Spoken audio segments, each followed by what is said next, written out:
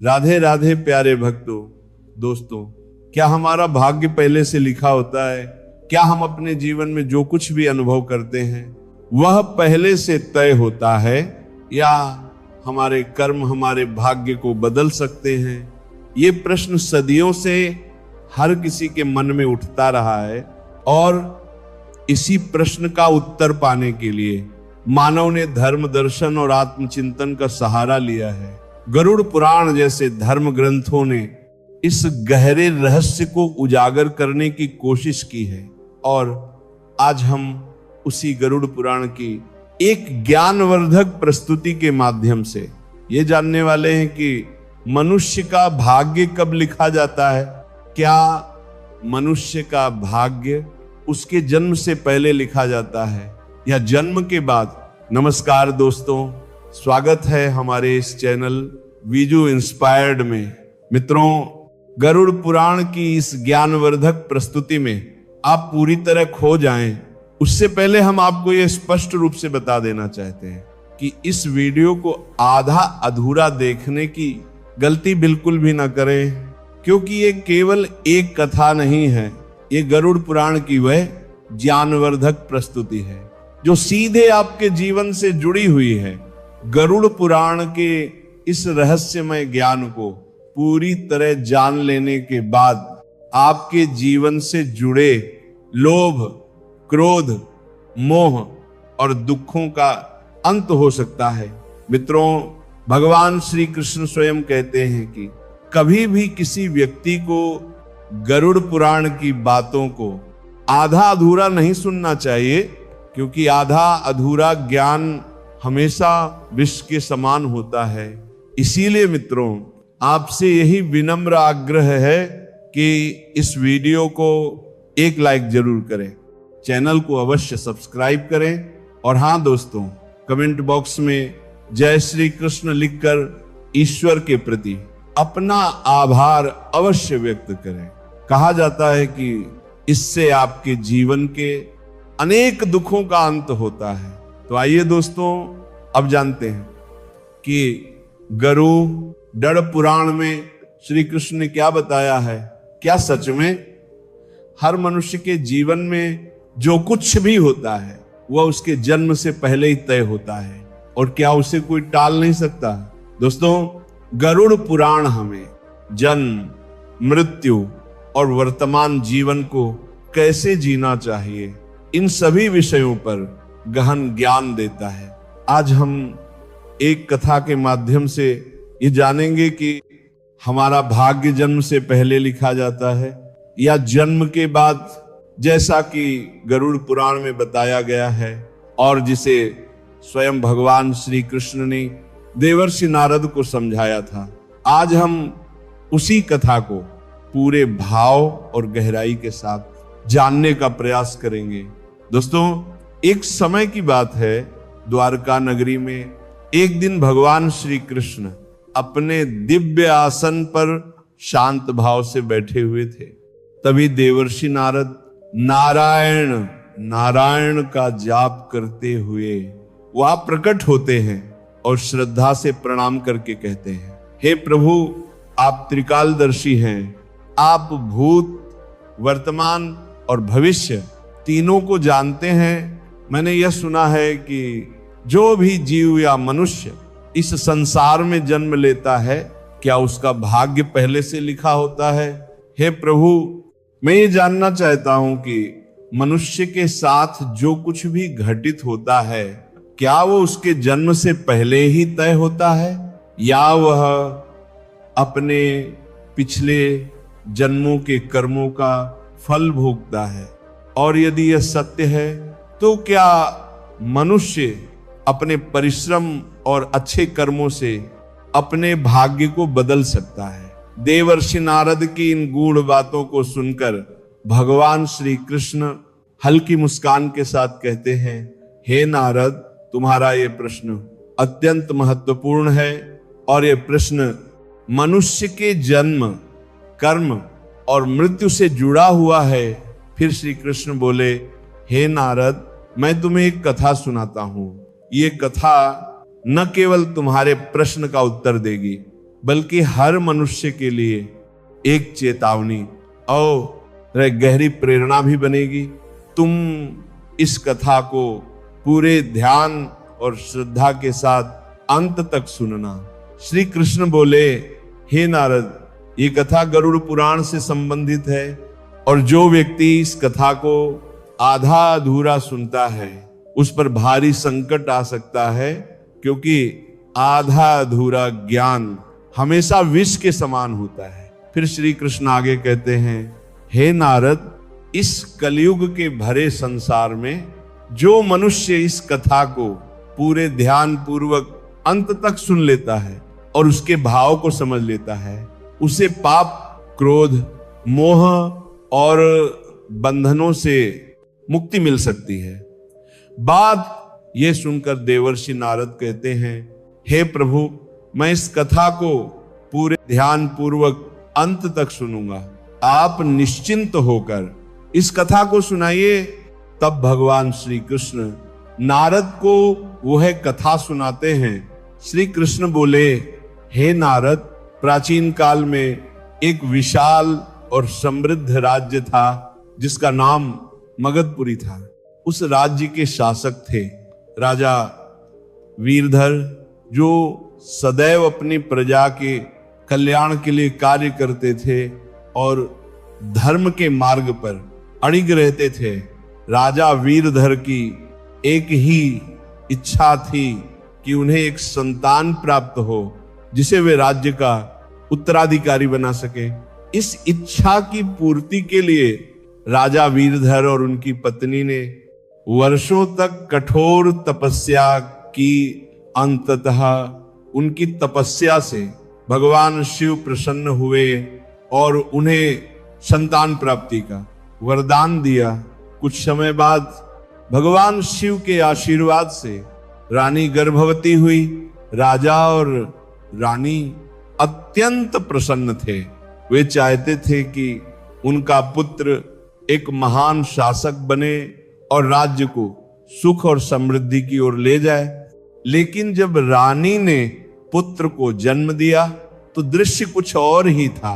वह बालक विकलांग था, शारीरिक रूप से कमजोर था, उसकी हड्डियां सही नहीं थी और वह सामान्य बालकों की तरह स्वस्थ नहीं था। यह दृश्य देखकर राजा वीरधर का हृदय टूट गया। राजा ने भी ये कल्पना भी नहीं की थी कि वर्षों की तपस्या के बाद उन्हें ऐसा फल मिलेगा। अपने मन के भारी दुख के साथ राजा वीरधर ने भगवान श्री कृष्ण से मिलने का निर्णय लिया ताकि वह अपने हृदय का सारा दुख उन्हें कह सके और यहीं से भाग्य और कर्म की वह रहस्यमय कथा और भी गहराई में प्रवेश करती है। पहुंचे, राजा ने भगवान श्री कृष्ण से पूछा, हे प्रभु, मैंने इतनी तपस्या की, यज्ञ किए, फिर भी मेरे पुत्र का जन्म विकलांग क्यों हुआ? मैंने भगवान शिव से आशीर्वाद लिया था, लेकिन ऐसा क्यों हुआ? क्या ये मेरे भाग्य में पहले से लिखा हुआ था? फिर श्री कृष्ण मुस्कुराए और कहा, हे राजा वीरधर, तुम सही कहते हो कि तुम्हारा पुत्र विकलांग जन्मा है, पर क्या तुम जानते हो कि तुम्हारे पुत्र का जन्म इस प्रकार क्यों हुआ है? ये तुम्हारे द्वारा किए गए पूर्व जन्मों के कर्मों का फल है। ये तुम्हारे पिछले जन्म के कर्मों का परिणाम है जो तुम्हारे भाग्य में लिखा हुआ था। लेकिन इसका कारण ये नहीं है कि तुम्हारा भाग्य पहले से पूरी तरह निर्धारित था। ये घटना तुम्हारे और तुम्हारे पुत्र दोनों के कर्मों का फल है जो उसके पिछले जन्मों से जुड़ा हुआ है। राजा वीरधर ने आश्चर्यचकित होते हुए पूछा, हे प्रभु, क्या भाग्य वास्तव में पहले से लिखा होता है? भगवान श्री कृष्ण ने कहा, जन्म, मृत्यु और जीवन के उतार चढ़ाव पहले से निर्धारित होते हैं, लेकिन हम जो कर्म करते हैं वही हमारे भाग्य को बदल सकते हैं। जिस दिन तुम्हारे बेटे का जन्म हुआ उस दिन तुमने एक विशेष संतान का वरदान प्राप्त किया था, लेकिन उस संतान को चुनौतियां मिलना आवश्यक था, ताकि वह अपने जीवन में धैर्य, साहस और पराक्रम को विकसित कर सके। लेकिन उसका भविष्य सिर्फ उस समय के कर्मों से नहीं बनता, बल्कि यह तुम्हारे और उसके पिछले जन्मों के कर्मों का भी परिणाम है। भगवान श्री कृष्ण ने राजा वीरधर से कहा, हे राजन, भाग्य और कर्म के बीच बहुत गहरा संबंध है। हमारे कर्म ही हमारे भाग्य का निर्माण करते हैं। यही कारण है कि हमें जीवन में अपने कर्मों को सदैव धर्म और सत्य के मार्ग पर रखना चाहिए। भगवान श्री कृष्ण ने कहा, हे राजन, जो कुछ भी तुम्हारे जीवन में घटित होता है वह तुम्हारे पिछले जन्म के कर्मों का परिणाम है। यदि तुम्हारा पुत्र विकलांग जन्मा है तो ये उसकी आत्मा के पिछले जन्म के कर्मों का फल है।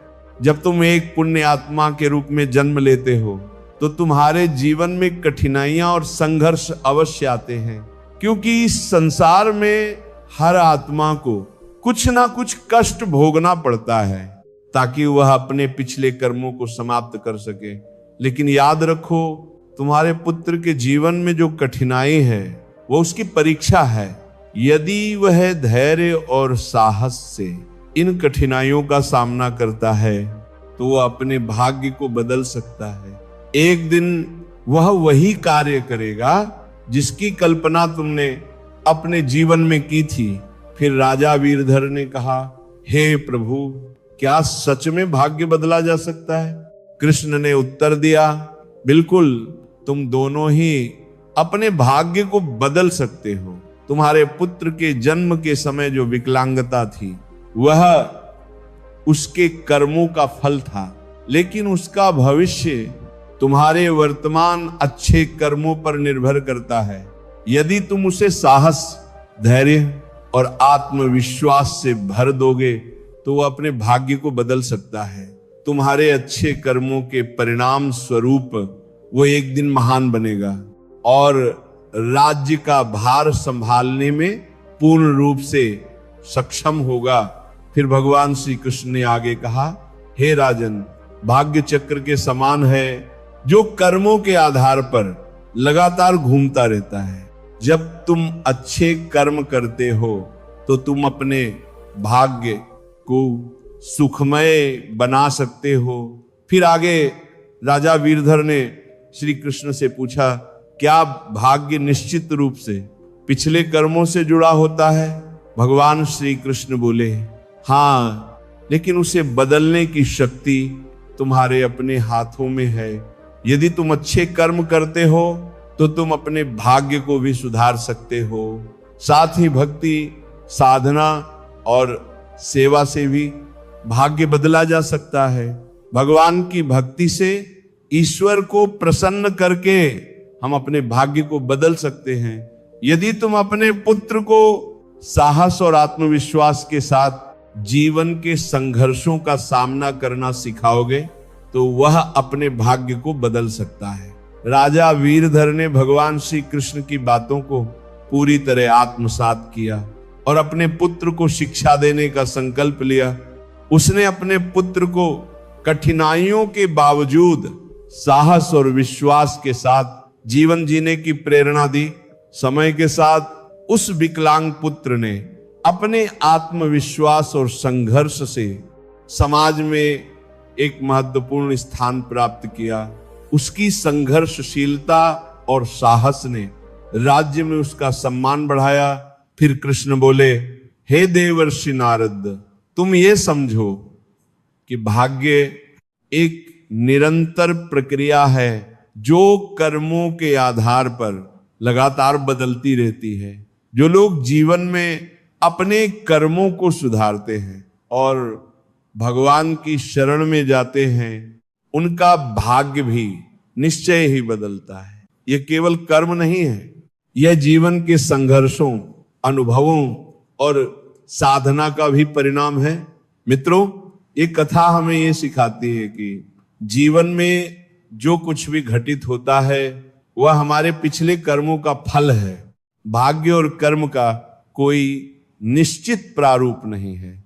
हमारा कर्म ही हमारे भाग्य को बदल सकता है।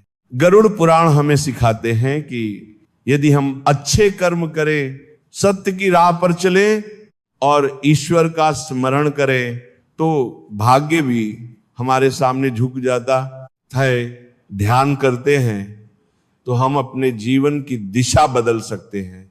और तब भगवान श्री कृष्ण ने देवर्षि नारद से कहा, हे नारद, ये संसार कर्मों का दर्पण है, जो जैसा कर्म करेगा वो वैसा ही फल भोगेगा। मनुष्य को यह सदा ध्यान रखना चाहिए कि माता पिता की सेवा, दूसरे की सहायता और ईश्वर का ध्यान, यही सबसे बड़ा धर्म है। जो मनुष्य अपने पिछले जन्म में किसी के साथ पाप करता है, किसी को कष्ट देता है, किसी का दिल दुखाता है, उसे केवल नरक में ही भयानक यातनाएं नहीं मिलती, बल्कि वह उन कर्मों को जन्म जन्मांतर तक भोगता रहता है।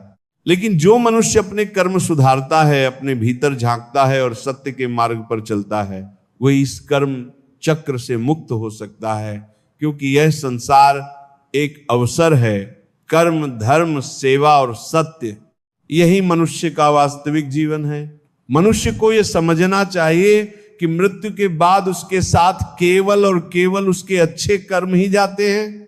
दोस्तों, यह कथा हमें यह सिखाती है कि हमारा भाग्य हमारे पिछले कर्मों का ही फल होता है। हर पाप का दंड निश्चित है और हर पुण्य का फल भी निश्चित है।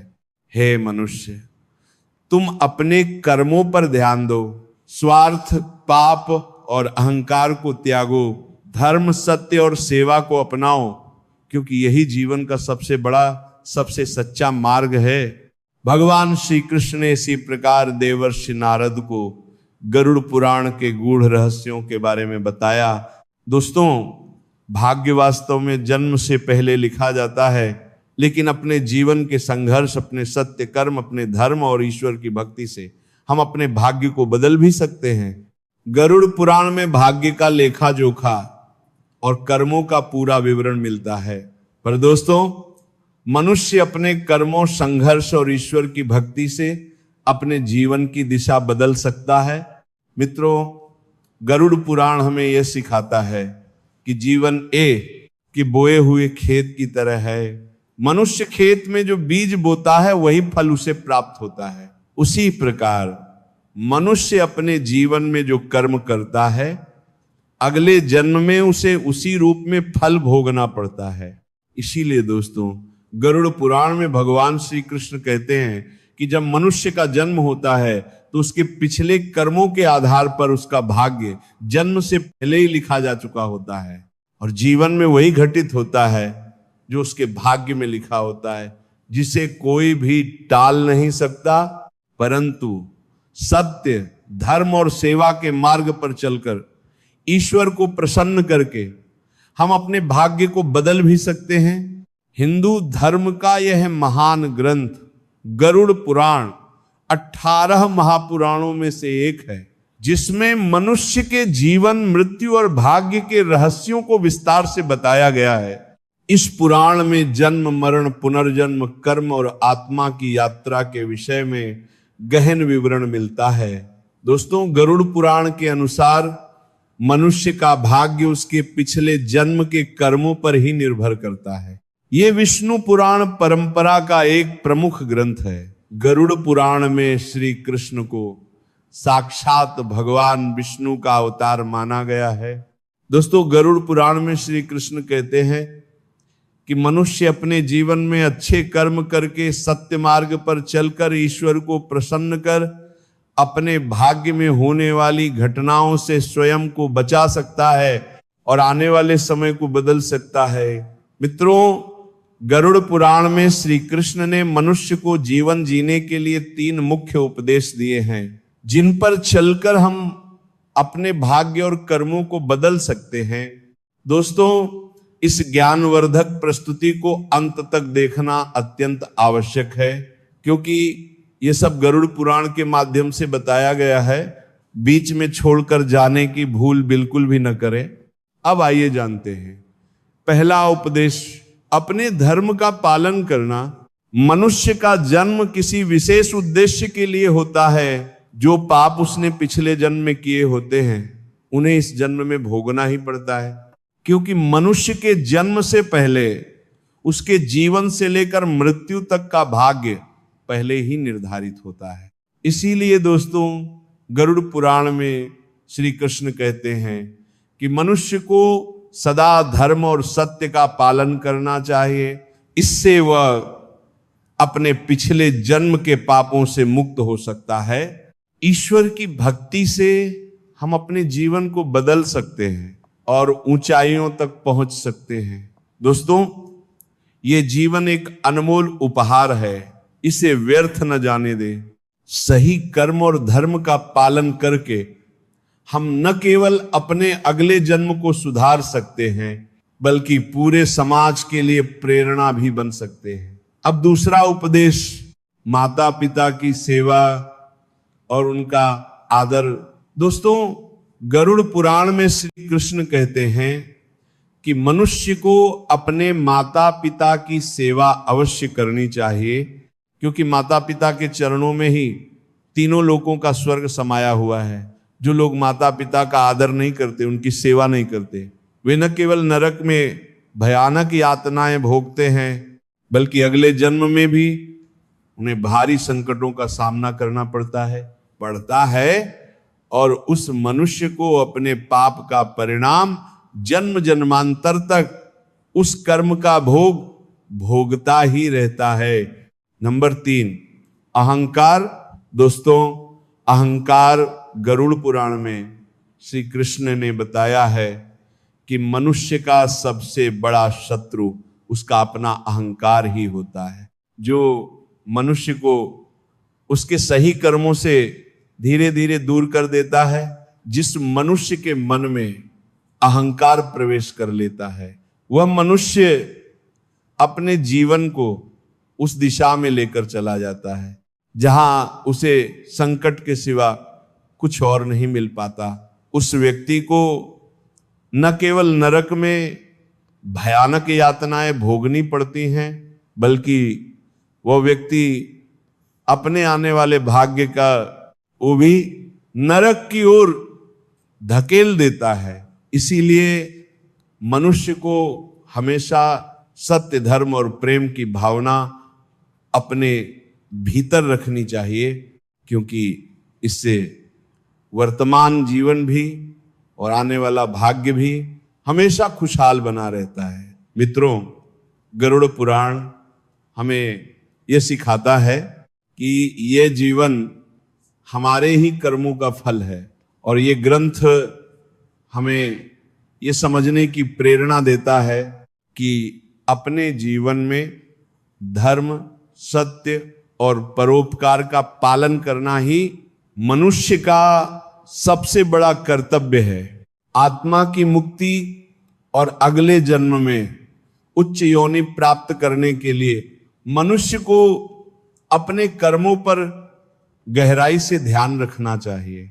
दोस्तों, गरुड़ पुराण हिंदू धर्म के महान ग्रंथों में से एक है, जो हमारे जीवन को सही दिशा में चलने का ज्ञान देता है, और यह हमें यह सिखाता है कि मनुष्य का भाग्य उसके कर्मों और ईश्वर की इच्छा का संयुक्त परिणाम होता है।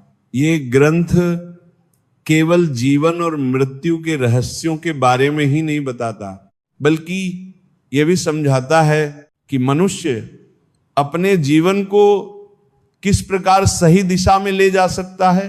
गरुड़ पुराण में मनुष्य के जन्म और मरण से लेकर वर्तमान जीवन को कैसे जिया जाए, इन सभी बातों का विस्तार से वर्णन किया गया है। मनुष्य के जीवन से लेकर मृत्यु तक की सारी जानकारी इस महान धर्म ग्रंथ गरुड़ पुराण में बताई गई है। मनुष्य के जीवन में जो कुछ भी घटित होता है वह हमारे पिछले जन्म के कर्मों का ही फल होता है। दोस्तों, गरुड़ पुराण हमें यह सिखाता है कि भाग्य केवल कर्मों का ही फल है। भले ही भाग्य जन्म से पहले लिखा गया हो, लेकिन हम अपने कर्मों से उसे बदल भी सकते हैं। मित्रों, जीवन एक दुर्लभ अवसर है जिसे यदि सही दिशा में ले जाया जाए तो हम अपनी आत्मा को मोक्ष की ओर अग्रसर कर सकते हैं। धन्यवाद दोस्तों। गरुड़ पुराण के द्वारा बताई गई इन सभी बातों को अवश्य अपने जीवन में उतारिए और सत्य की राह पर चलिए, क्योंकि इससे आने वाले जीवन अत्यंत सुखद होते हैं। और याद रखिए, भाग्य और कर्म एक ही सिक्के के दो पहलू हैं। अवसर हमें मिलता है, लेकिन उसे सही दिशा में ले जाना पूरी तरह हमारे कर्मों पर निर्भर करता है। दोस्तों, अपने कर्मों को सही दिशा दो, क्योंकि भाग्य अवसर देता है, लेकिन सफलता तुम्हारी मेहनत पर निर्भर करती है। अगर आपको ये वीडियो पसंद आई हो तो वीडियो को लाइक करें, कमेंट में राधे राधे लिखें और इसे अपने दोस्तों के साथ जरूर शेयर करें। धन्यवाद। जय श्री कृष्णा।